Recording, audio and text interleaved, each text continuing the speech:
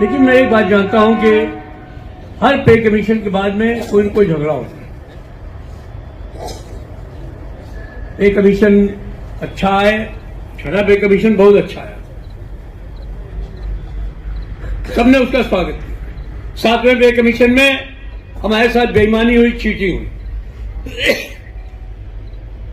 हमको कहा गया कि हम 20,000 रुपए मिनिमम वेज फिक्स करेंगे और उसमें 2,000 कटौती करके 18,000 कर दिया। फिर कोई इसी तरीके की चीटिंग होगी तो निश्चित तौर पर हम संघर्ष करेंगे, क्योंकि हम संघर्ष चाहते हैं। हमारा नारा है कि हम अपना अधिकार चाहते नहीं, किसी से भीख मांगते। तो आप पे कमीशन बैठा लीजिए, कुछ बतला लीजिए, थोड़ा बहुत तो जो बढ़ना घटना है हो जाता है, लेकिन वास्तविकता यह है कि जो फार्मूला हैं, सूत्र हैं तनख्वाह बढ़ाने के, उनमें आज भी हमारे लोगों के मन में कसक रहती है। कहते हैं कि डॉक्टर आर्काइड कमेटी का जो फार्मूला है, हम उसके आधार पर आपको पे कमीशन के मल्टीप्लाइंग फैक्टर को देने का काम करेंगे, फिटमेंट फार्मूला बनाएंगे। लेकिन हकीकत ये नहीं है। उसमें कहा है डॉक्टर आर्काइड फार्मूले में कि आप किसी भी व्यक्ति को जितनी कैलोरी फूड चाहिए उसको स्वस्थ रह करके काम करने के लिए वो आप उसको देनी पड़ेगी। और रेलवे में हर आदमी अलग तरीके का काम करता है। कुछ दफ्तर में बैठ कर काम करते हैं, उनकी फूड कैलोरीज अलग है। कुछ गाड़ियां चलाते हैं, उनकी फूड कैलोरीज अलग है। कुछ पटरियों की रखरखाव करते हैं, उनका फूड कंजम्पशन और उनकी रिक्वायरमेंट अलग है या नहीं है? दोस्तों वीडियो में आगे बढ़ने से पहले दोस्तों, अगर आप भी रेलवे ग्रुप डी की तैयारी करते हैं, या दोस्तों अगर आपके भी कोई जानने वाले, आपकी भाई बहन अगर रेलवे ग्रुप डी लेवल 1 की तैयारी करते हैं, तो दोस्तों उनके लिए बहुत ही अच्छा बुक है किरण पब्लिकेशन का। दोस्तों जो प्रीवियस ईयर में, जो पिछले बार जो 99 शिफ्ट में जो एग्जाम हुआ था, उसको लेकर के 2 वैल्यू में इस बुक को बनाया गया है। जैसे कि देख सकते हैं, प्रथम वैल्यू में 1 से लेकर 40 सेट तक दिया गया है, और दूसरा वैल्यू में 40 से लेकर के 99 सेट तक जो प्रीवियस ईयर का प्रश्न है, जैसे कि देख सकते हैं 17/8/2022, 18/8/2022, जो प्रीवियस ईयर में जितने भी रेलवे ग्रुप डी लेवल 1 के लिए जो एग्जाम हुए थे, सारे प्रीवियस ईयर प्रश्नों का इस दोनों वैल्यू किरण पब्लिकेशन के इस बुक में दिया गया है। तो दोस्तों आप जरूर इस बुक को लगाइए, बहुत ही फायदा होगा। एग्जाम हुआ था प्रीवियस ईयर का, उसका वीडियो सॉल्यूशन आप फ्री में देख सकते हैं दोस्तों। किरण लर्निंग एकेडमी यूट्यूब पर आप जाइए और उसको प्ले लिस्ट में आप जितने भी इस बुक में सेट दिया गया है और एग्जाम में जितने भी प्रश्न आए थे, उस सभी प्रश्नों का, जैसे math, reasoning, GK, GS, science, सभी ऑल शिफ्ट के प्रश्न का आप वीडियो सॉल्यूशन इस किरण लर्निंग एकेडमी यूट्यूब पर जाकर के आप उनके प्ले लिस्ट में जाकर के फ्री में इस वीडियो सॉल्यूशन को देख सकते हैं और अपनी तैयारी को बेहतर बना सकते हैं। तो हमें उसके हिसाब से आप जो है वो तनख्वाह का निर्धारण करें।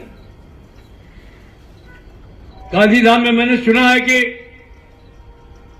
जितना अंजार में और भुज में मकान का किराया है, उससे 4 गुना ज्यादा किराया गांधीधाम में मकान को किराए पे लेने जाए तो लगता है। लगता है नहीं लगता? लगता है। गांधीधाम में अगर आप एचआरए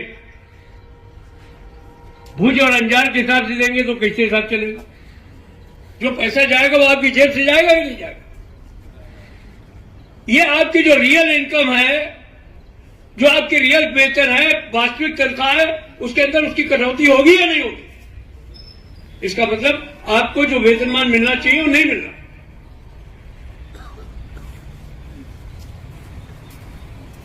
तो लड़ाई झगड़ा करके किसी तरीके से समझा बुझा करके, इसे हमारे यहां देहात में बोलते हैं पुटिया के, धमका के, दुलरा के, किसी तरीके से पे कमीशन तो ले आए। लेकिन अभी उस पे कमीशन के लिए बहुत सारे हर्डल। अभी मेरे से कहा गया कि आप टर्म्स एंड रेफरेंस लिख के दे दीजिए, मैंने दे दिया है। कहा गया तुरंत भेज दीजिए। हमने सोचा डिले करेंगे तो वो कहेंगे कि हमारे सर पे ठीकरा फोड़ देंगे, क्या आपने डिले कर दिया। उन्होंने 2 साल लगते हैं पे कमीशन में, 1 साल तक शांति बनाए रखें। 1 साल का समय की जगह 8 महीने बचे हैं। 8 महीने में पे कमीशन आ जाएगा, लागू हो जाएगा।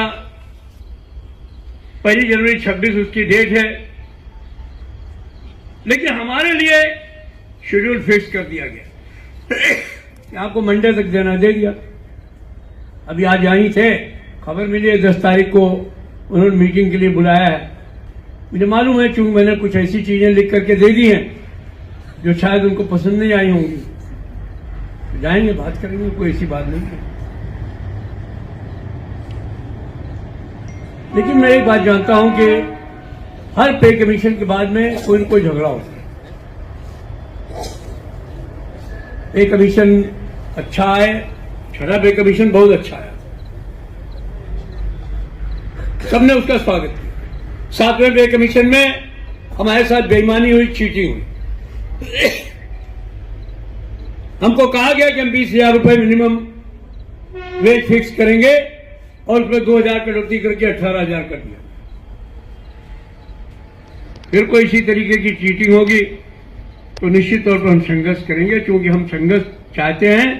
हमारा नारा है कि हम अपना अधिकार चाहते नहीं, किसी से भी मांगते।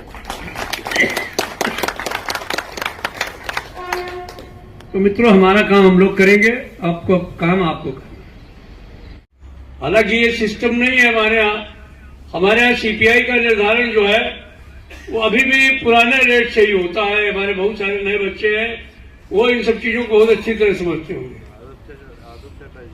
जब भी सीपीआई कंज्यूमर प्राइस इंडेक्स का निर्धारण होता है तो उसके लिए कुछ चीजें मार्केट की जो होती हैं उनको जो है वो उनकी वैल्यू ले करके एक बास्केट में, और उस बास्केट की वैल्यू निकाल करके निकाला जाता है कि कितनी सीपीआई होगी। तो आज भी उसमें हम लोग बहुत बार पे कमीशन सामने भी बात रख चुके हैं, सरकार के सामने भी रख चुके हैं कि भाई जमाना बदल गया है, ये सीपीआई क्यों नहीं बदल रहा। सीपीआई में अभी भी सब्जी के नाम पे आलू है, प्याज हटा दिया जाता है उससे, जिसकी कीमतें सबसे ज्यादा घटती बढ़ती रहती है। टमाटर हटा दिया जाता है उसमें से, जिसकी कीमतें सबसे ज्यादा घटती बढ़ती रहती है। हरी सब्जी हटा दी जाती है, जो आजकल हर कोई खाना पसंद करता है। ब्रांडेड जूते